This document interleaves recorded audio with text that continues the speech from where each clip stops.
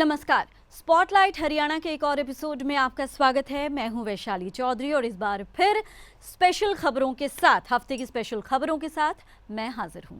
सबसे पहले हम स्पॉटलाइट हरियाणा में हिमाचल की बात करेंगे, क्योंकि पड़ोसी राज्य हिमाचल से कहीं न कहीं हर चीज़ प्रभावित ज़रूर होती है। तो हिमाचल में बड़ी खबर इस वक्त ये रही, इस हफ्ते या फिर इसके पिछले हफ्ते भी, कुछ एक हफ्तों की ये बात है कि कसौली में जो जंगलों में भीषण आग लगी, उससे कितना नुकसान हुआ और कितनी आगजनी हुई, इसको लेकर चारों तरफ खबरें बनी रही। हालांकि आग अब बुझ गई है, लेकिन आग बुझने के बाद वहां पर क्या स्थिति है, प्रभावित क्या कह रहे हैं और कितना कुछ नुकसान हुआ है, इन तमाम चीज़ों को जानने और समझने के लिए पीटीसी न्यूज़ की टीम उस आग लगे वाले वो जो इलाका है वहाँ पर गई।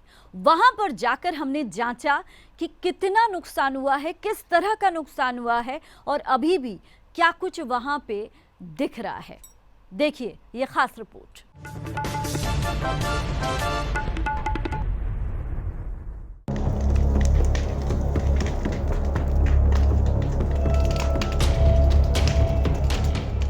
कसौली के जंगलों में लगी भीषण आग से करोड़ों का नुकसान हुआ है। हफ्तों तक जलते रहे इस दावानल ने सब कुछ तबाह कर दिया है।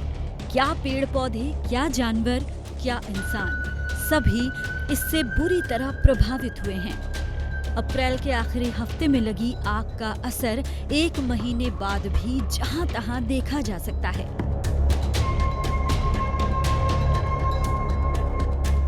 पीटीसी न्यूज़ की टीम ने आगजनी का असर देखने के लिए कसौली के उस इलाके का दौरा किया जहां आग ने भयानक रूप लिया हुआ था और वहां के लोग बस ईश्वर का नाम लेते हुए सब कुछ जल्दी से ठीक होने की कामना ही कर पा रहे थे। सबसे पहले हम आपको दिखाते हैं कि कसौली के कौन से इलाके में आगजनी से प्रभाव सबसे ज्यादा हुआ था और अभी उसका क्या असर है।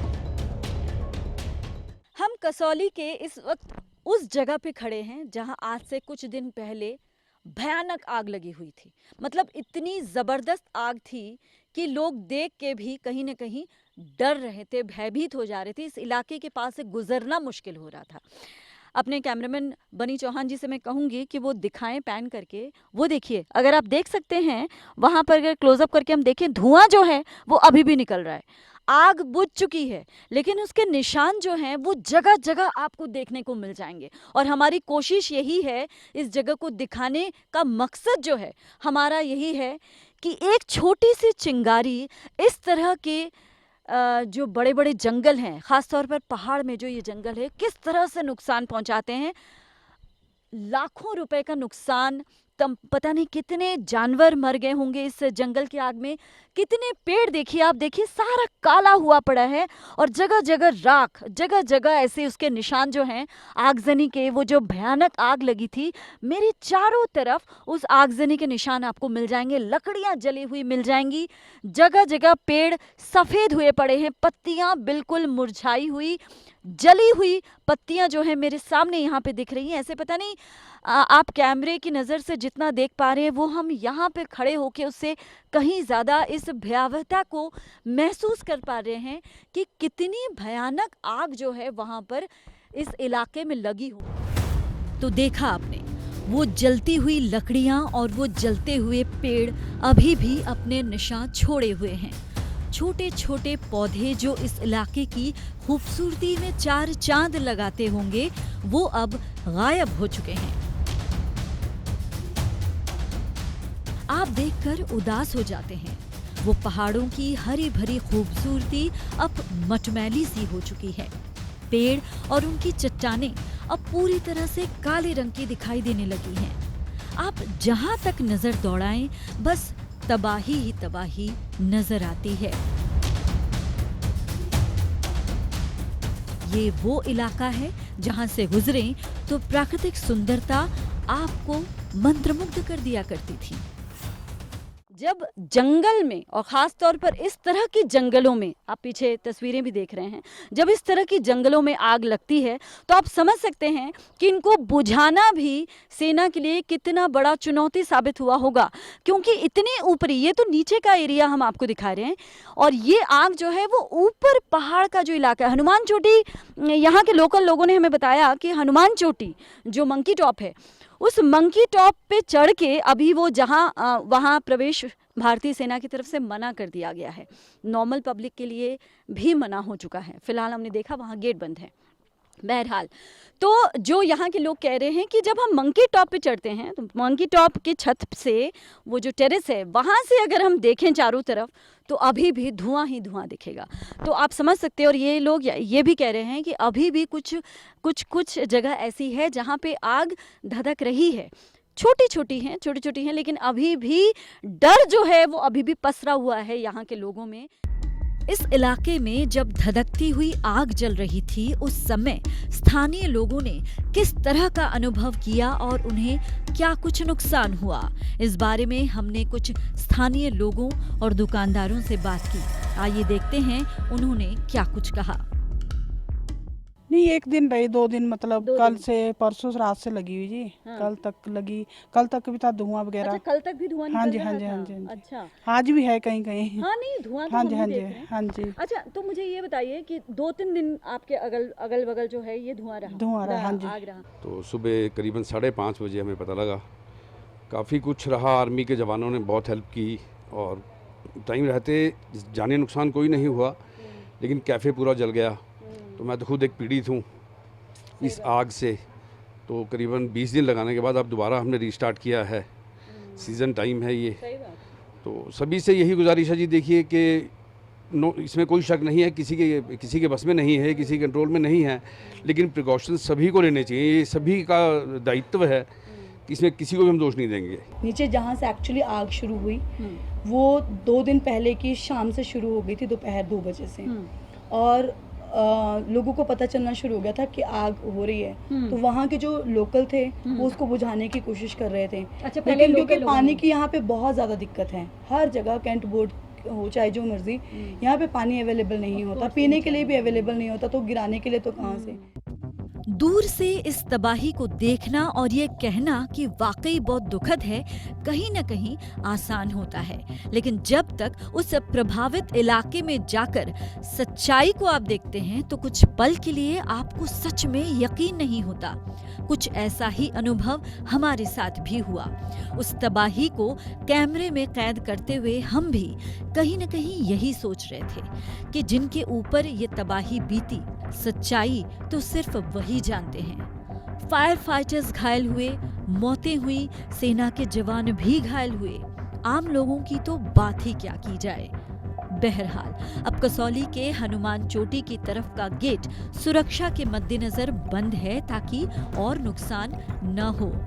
कसौली से कैमरा पर्सन बनी चौहान के साथ Vaishali Chaudhary, PTC news, Himachal Pradesh.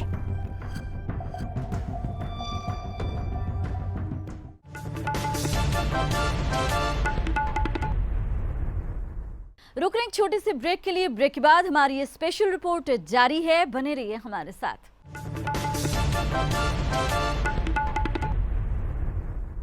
Break के बाद स्पॉटलाइट हरियाणा में आपका फिर से स्वागत है और एक बार फिर से हम हिमाचल का ही रुख करेंगे।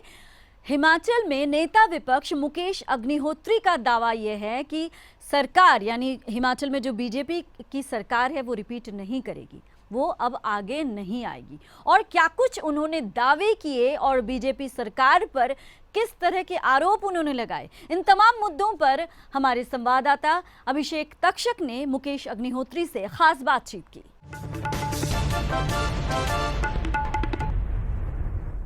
नेता विपक्ष मुकेश अग्निहोत्री हमारे साथ है, बातचीत करते हैं। सर, आज आपने चंडीगढ़ में आके एक प्रेस कॉन्फ्रेंस की, नौकरी में जो पुलिस भर्ती में जो घोटाला हुआ उसको लेकर जो है आपने चंडीगढ़ में प्रेस कॉन्फ्रेंस की। उसके बाद सरकार ने वहाँ फैसला लिया जो आपकी मांग थी कि इस पूरी भर्ती घोटाले को सीबीआई जांच दे दी जाए, तो मुख्यमंत्री जयराम ठाकुर ने सीबीआई जांच दे दी है। तो अब आगे आप क्या चाहते हैं, क्या संतुष्ट हैं? नहीं, देखिए, ये घोटाला जो है ये हिमाचल को शर्मसार करने वाला घोटाला है। कि मैं कहता हूं कि सरकार ने अनर्थ कर दिया। 2 लाख बच्चों के भविष्य के साथ आपने खिलवाड़ कर दिया। 2 लाख बच्चों जो हैं उन्होंने दौड़ें लगाई, उन्होंने परीक्षाएं दी, और वो इस आस में, उनके अरमान थे, उनकी कोई सोच थी कि हमने पुलिस में भर्ती होना। और जब सबको पता लगा कि पुलिस भर्ती में तो पेपर लीक ही नहीं हुआ, पेपर की सौदेबाजी हो गई, और पूरे जो है, एक तो होता है कि दाल काली है कि एक सब कि एक दाना नहीं दागी है तो सारा ही पुलिस भर्ती पूरी तरह दागी है। तो ये मसला जब सामने आ गया तो हमने कहा, लगातार मांग कर रहे थे कि इस पे सरकार ने एसआईटी बना दी। जो लोग उस भर्ती के लिए जिम्मेवार थे उन्हीं को जिम्मा दे दिया, उन्हीं को जिम्मा दे दिया कि आप जो है जांच भी करो। भाई पुलिस की जांच पुलिस कैसे करेगी? और आप जो गिरफ्तारियां कर रहे हैं, 73 गिरफ्तारियों की अभी मुख्यमंत्री ने बात की, 73 गिरफ्तारियां। अभी आप जो गिरफ्तारियों की बात कर रहे हैं, आप तो सिर्फ वो बात कर रहे हैं कि जिन्होंने पर्चा खरीदा, पर्चा बेचा किसने, किसकी शय थी, किसके लिए पैसा इकट्ठा हुआ, कौन 6-8 लाख रुपए में पर्चा खरीद गया आके हैं। तो अब मुख्यमंत्री, हमने कहा इसकी जुडिशियल इंक्वायरी कराई जाए, न्यायिक जांच करवाई जाए, या फिर इसकी सीबीआई जांच हाई कोर्ट मॉनिटर्ड की जाए और टाइम बाउंड की जाए। अब देर आए दुरुस्त आए। अब जाके जो है, जब हमने यहाँ चंडीगढ़ में प्रेस कॉन्फ्रेंस की, उसके बाद अब पता लगा कि मुख्यमंत्री ने भी प्रेस कॉन्फ्रेंस करके कहा कि हम सीबीआई को देने को तैयार हैं। जल्दी जो है चुनाव है आपके प्रदेश में, क्या लगता है आपको कि किस तरह का समीकरण रहने वाला है? कांग्रेस जो है कहाँ स्टैंड इस समय कर रही है, और बीजेपी सरकार जो दावा करती है कि इस बार फिर एक बार जो है जयराम ठाकुर की सरकार हिमाचल में दिखेगी? देखिए, जयराम सरकार को जाना है, उनके दिन रह गए थोड़े। ये 4 महीने के अंदर जो है ये सरकार हटेगी। ये इस सरकार, ये जो है नॉन परफॉर्मर गवर्नमेंट है, इससे नाउम्मीद दुनिया हो चुकी है। आपने 4 बाई इलेक्शन में भी देखा कि लोगों का ये इस सरकार को रिपीट करने का कोई मतलब कोई नहीं है। रिपीट तो वो सरकारें होती है जो एक्स्ट्राऑर्डिनरी परफॉर्म करते हैं। इन्होंने क्या किया है? इन्होंने चुनावी वायदे पूरे नहीं किए। 65,000 करोड़ के नेशनल हाईवे बनने थे, वो इन्होंने नहीं बनाए। उसके बाद 4 लेन बननी थी, वो इन्होंने नहीं बनाई। किसानों को मुआवजा 4 गुना देना था, वो इन्होंने नहीं दिया। हवाई पट्टियाँ इनसे नहीं बनी, और उसके बाद रेल लाइनें इनसे नहीं बनी। कोरी घोषणाएँ, ऐलान बयान घोषणाएँ करते जा रहे हैं, रोज़ दिल बहला रहे हैं अपना। अदरवाइज अब ग्राउंड पे क्या बचा? अब तो झूठी घोषणाएं हैं, किसी के लिए कोई बजट नहीं है, कोई लेना नहीं देना नहीं, रोज आते हैं घोषणाएं कर जाते हैं, उससे कुछ नहीं होने वाला। अब समय निकल गया। देखो, काम करने का समय होता है सरकारों में। वो पहले जो सरकारें डे 1 से काम नहीं करती हैं और वो जो है आनंदित महसूस करती हैं, आनंद लेती हैं, ये उस सरकार में से है। इन्होंने हेलीकॉप्टर उड़ाए हैं, और इन्होंने जो है बुलेट प्रूफ गाड़ियाँ ली हैं, सिक्योरिटी लेके, Z+ सिक्योरिटी लेके घूमते रहे हैं, इवेंट मैनेजमेंट करते रहे हैं, सरकारी खर्चे पे जो है कार्यक्रम होते रहे हैं। सारी सरकारी भीड़ से रैलियां करने वालों को अंत में पता लगेगा ना। अभी जितनी भी इनकी रैलियां हुई हैं, मनरेगा कंपलसरी, आंगनवाड़ी कंपलसरी, और दूसरे आशा वर्कर कंपलसरी, और जो भी सरकारी मुलाजिम सब कंपलसरी, सबको ज़बरदस्ती बिठाया हुआ कि आपको रैलियों में आना है। अब देखना जैसे कोड ऑफ कंडक्ट लगेगा, सब भागेंगे। शुक्रिया हमारे से बातचीत के लिए। तो ये थे पूर्व मंत्री व नेता प्रतिपक्ष हिमाचल मुकेश अग्निहोत्री, जिन्होंने कई विषयों पर हमारे साथ चर्चा की। मैं अभिषेक तक्षक, कैमरामैन धनंजय शर्मा के साथ, PTC न्यूज़ चंडीगढ़।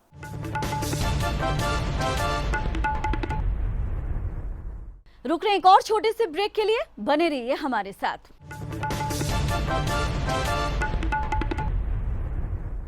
ब्रेक के बाद स्पॉटलाइट हरियाणा में आपका स्वागत है। हरियाणा महिला आयोग ये एक ऐसा आयोग है जिसे बहुत ही संवेदनशील इसलिए माना जाता है क्योंकि ये महिलाओं से जुड़ा है, महिलाओं की समस्याओं से जुड़ा है, महिलाओं से जुड़े अपराध से जुड़ा है। 19 जनवरी 2022 को हरियाणा महिला आयोग की जो चेयरपर्सन है रेणु भाटिया ने उसका पदभार ग्रहण किया, उसकी जिम्मेदारी संभाली आयोग की। इन 4 महीनों में महिला आयोग ने कितना कुछ काम किया, रेणु भाटिया का जो सफलता का आंकड़ा है वो कहां तक पहुंचा, वो कितनी अपने आप को संतुष्ट पाती हैं, इन तमाम सवालों के साथ हम सीधे रेणु भाटिया के पास पहुंचे, उनसे जानने की कोशिश की।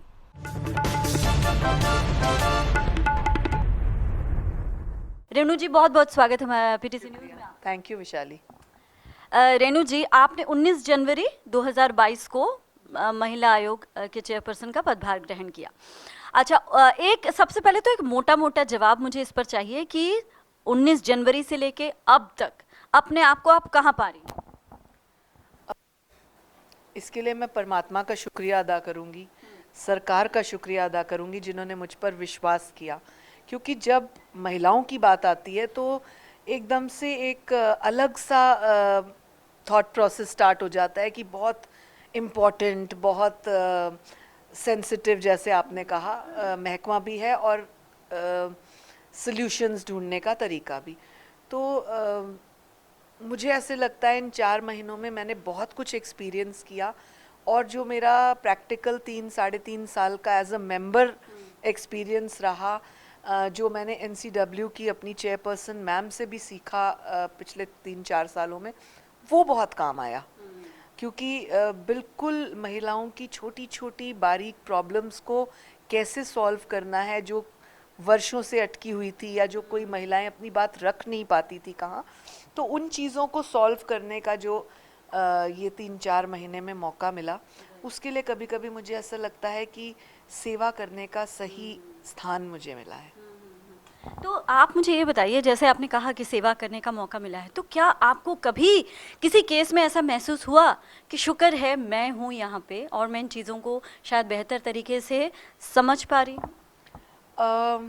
एक बड़ी अजीब बात है वैशाली, कि मुझे ना बचपन से ही महिलाओं की और बच्चों की प्रॉब्लम सॉल्व करने का पैशन है, शायद ज़िंदगी से जुड़े हुए कुछ हादसों की वजह से या अपनी लाइफ, हाँ जी, उस वजह से। तो कभी कभी किसी महिला की कोई ऐसी प्रॉब्लम होती है जिसका बस महिला के बोलते ही मुझे एकदम समझ आ जाता है, तो मुझे ऐसा लगता है कि इसको तो मैं सपोर्ट कर लूँगी, तो वो कभी कनेक्शन आ जाता है। तो वो फीलिंग और वो जो काम करने वाला एक रिज़ल्ट निकलना चाहिए, उसको सॉल्व करने में मुझे कभी कभी सुकून मिलता है, दिल को राहत मिलती है। I love my work, so I have a passion for work, so कोई ऐसा सोल्यूशन हो जाता है तो मुझे लगता है कुछ अच्छा काम हो गया। कुछ रीसेंट कोई ऐसा केस हो जिसके बारे में आप बात करना चाहेंगी, जिसके बारे में आप कहना चाहेंगी? हाँ, आयोग में कई तरह के केसेस आते हैं, डोमेस्टिक वायलेंस के आते हैं, बड़े अजीब से केसेस आते हैं, माता पिता का झगड़ा है, बच्चा परेशान है, माँ बच्चों की तरफ नहीं है, पिता के पास बच्चे हैं, वो एक अलग ट्रॉमा है बच्चों को। मतलब इस तरह के केसेस जब हम सुनते हैं तो बहुत अजीब सा दर्द भी होता है। ये जो ऑफिस में जो इस तरह के यौन शोषण, कई तरह के होते हैं, यौन शोषण मतलब सिर्फ एक तरह का नहीं, कई तरह का होता है, वर्बली भी होता है, तो इसको लेके महिला आयोग के क्या स्टेप्स रह सकते हैं और आपने क्या कुछ सोचा? क्योंकि कई महिलाएं होती हैं बोल भी नहीं पाती हैं। देखिए, कानून ये है कि अगर कोई पुरुष आपको स्टेयर भी करता है ना और महिला को नहीं पसंद, तो वो भी एक अपराध है इक्वली। हाँ, मैं सभी महिलाओं को कहना चाहती हूँ, अगर कोई पुरुष जो आपके साथ काम करता है हैरेसमेंट एक्ट वर्क प्लेस के तहत, अगर आपको वो घूर कर भी देखता है, स्टेयर भी करता है, वो भी एक अपराध है, आप उसकी शिकायत कर सकती हैं। फिर यहाँ तो अपराध घूरना क्या, यहाँ तो कितना उल्टा सीधा बोलना। सो ये एक्शन लेना ही था, और सभी महिलाओं से मैं PTC न्यूज़ के माध्यम से कहूँगी कि किसी को हैरेसमेंट एट वर्क प्लेस है, विमेन कमीशन, चाहे वो नेशनल कमीशन है, चाहे किसी भी स्टेट का कमीशन है, और हरियाणा कमीशन खास तौर से इस बात के लिए सख्त है कि आपके साथ काम करने वाली महिलाएं आपकी साथी हैं, आपकी घटिया भाषा सुनने के लिए नहीं आई हैं वो। तो आपने देखा कि किस तरह का, और यकीन मानिए हम इस तरह बीच बीच में ज़रूर सवाल महिला आयोग से पूछते रहेंगे कि जो दावे उनकी तरफ से किए जा रहे हैं काम के, वो कितने पूरे हुए और कितने अभी लंबित हैं। कैमरामैन धनंजय शर्मा के साथ वैशाली चौधरी, PTC न्यूज़, पंचकुला।